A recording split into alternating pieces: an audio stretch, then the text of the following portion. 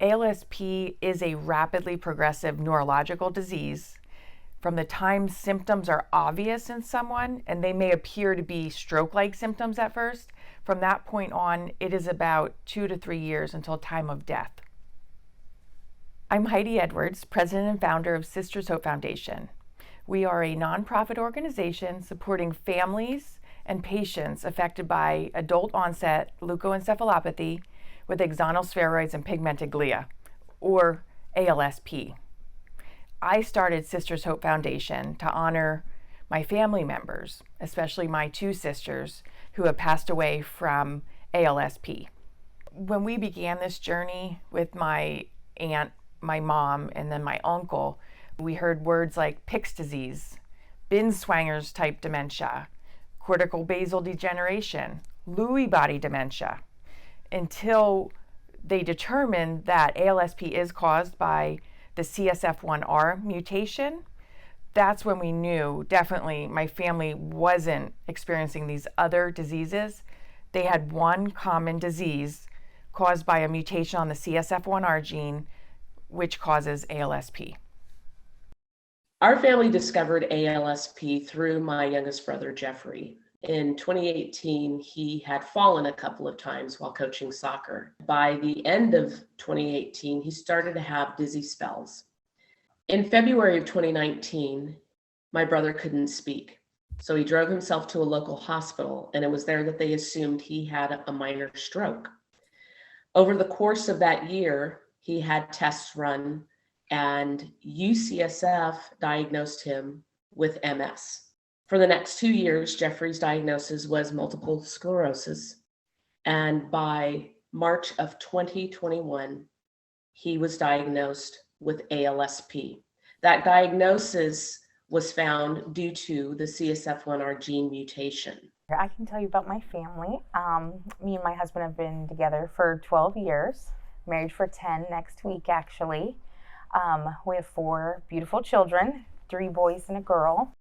Day to day is very hectic, I'm not even gonna lie, between diaper changes and meals and making sure everybody's taken care of. It's a very hectic life, but we make it through. Some of Josh's first symptoms were, he had major behavioral changes. So doctors thought, he had depression and anxiety, followed by, his walking was off, his speech was off. A lot of doctors thought he had dyslexia. Christmas of last year, we took him in because we thought he had a stroke. And in February of this year, he was positive for the CSF1R leukoencephalopathy gene mutation. Our 2-year-old son, Reed, had previously been evaluated for autism, but they weren't sure if he actually had autism. So when Josh was diagnosed and confirmed, we had our children tested, and Reed came about positive as well.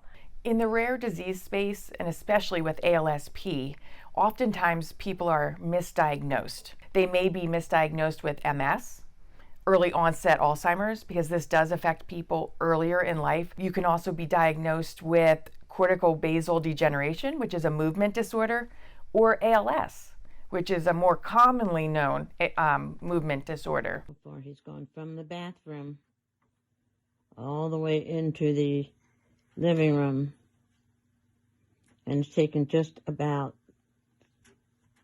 4 minutes. After we learned that my brother had ALSP, we were devastated. We understood that this was a terminal brain disorder, and the only option for him would be a bone marrow transplant. In order to be a donor, I would have to be tested for the CSF1R gene mutation, along with my middle brother, Joseph. And as it turned out, both of us tested positive for the CSF1R gene mutation.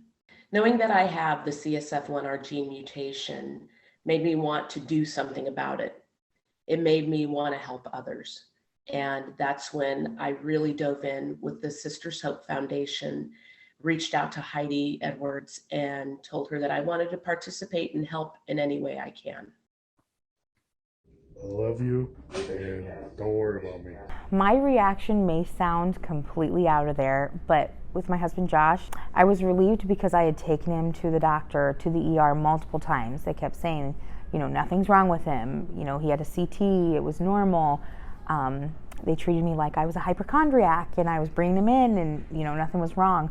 So when they finally said, okay, something is wrong, I was relieved. I remember them coming in and saying, hey, we did a MRI and there were changes in his brain, and I just started crying because I felt relieved that finally someone's listening, that something is wrong with him.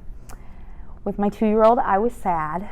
There's not a ton of research out there, and they don't know for children what treatment options he may have. And, there's a lot of unknowns. With my husband, we traveled to Mayo. We went through and talked to Dr. Wazolik and got his options. But with Reed, it's completely different. He's a child. We don't know, what his treatment plan is.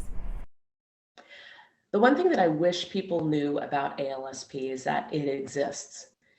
It is often misdiagnosed for other diseases, MS. Some people think that it's ALS, and it's not. So we need to bring awareness around ALSP, around this disease, around the gene mutation, so that people better understand what they're dealing with, and so that people like my brother aren't misdiagnosed for 2 years. My biggest thing that I would like the community and people out there to know about ALSP is that there is information out there about it. It is very hard to get doctors, and not only that, doctors to listen to you. In my husband's case, they brushed him aside, I felt like. And when you finally get a doctor that cares enough to look into what's going on and, talks with you, does the testing that they need, then you get an answer. And my biggest thing is for people to get the testing, that there are options, and if you have a family member that's positive, there's companies that are willing to test you for free. You don't have to pay out of pocket to know, and for the peace of mind. When I was dealing with my family members being ill and I had nowhere to turn, no one to offer support or guidance, I knew that had to change. I did not want anyone else to be in the same situation as I was, starting from the ground up, really, and trying to understand what was happening to their family with little to no information. So I started the Sisters Hope Foundation to provide support, resources, and eventually research funding so that we can help other families become knowledgeable much earlier on in the journey, unlike where I was with little to no information. By providing resources and support and that knowledge, it will help the quality of life for the patients in the long run. So if someone would like to reach out and get in touch with myself, or just in general with the organization, they can visit sistershopefoundation.org.